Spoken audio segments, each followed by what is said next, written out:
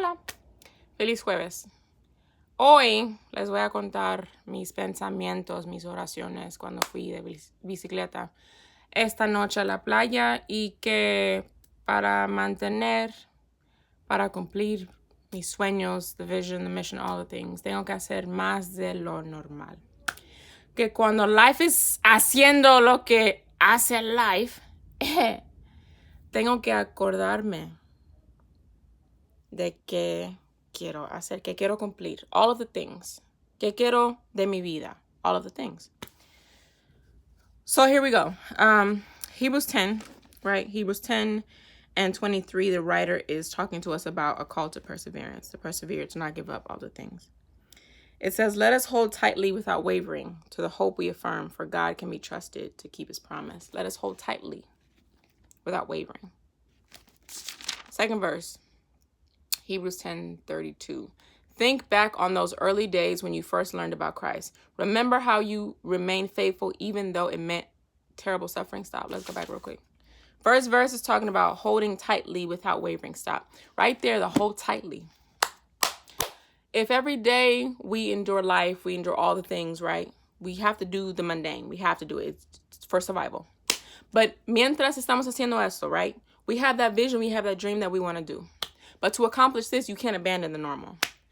So the vision, the dream, the thing you have right here, this is the plus. This, in addition to the normal that you have to do. What's the normal? The bills, the survival, the maintaining a roof over your head, all the things, water, food, letter, all the things, right? Transportation.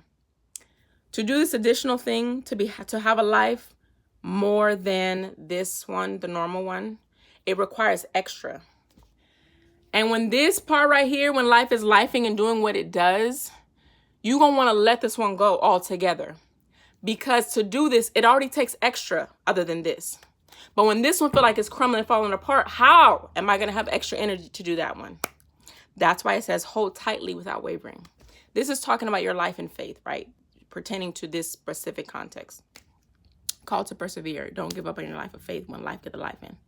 Because there was a time, the writer says, when you first came to the faith, verse 32, think back on those early days when you first learned about Christ, when you first learned about the freedom you could have. Gosh, when you first learned about how much this God, this Messiah, this person loves me so much, he did this one thing for me. The life I could be living in peace, in joy, in patience, and kindness, all of the things. I don't have to be fazed by all the nonsense people throw at me.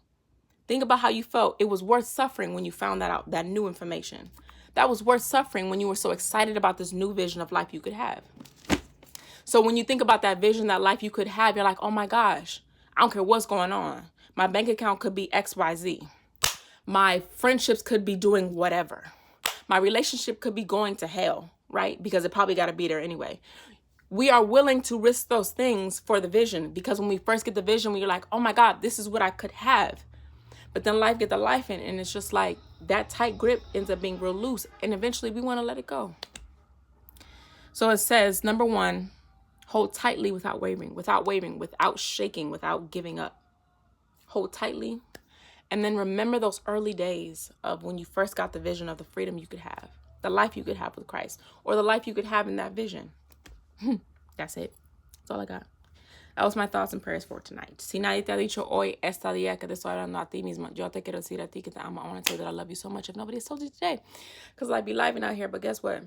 We are still going to prosper regardless. Catch you on the flip side. Bye.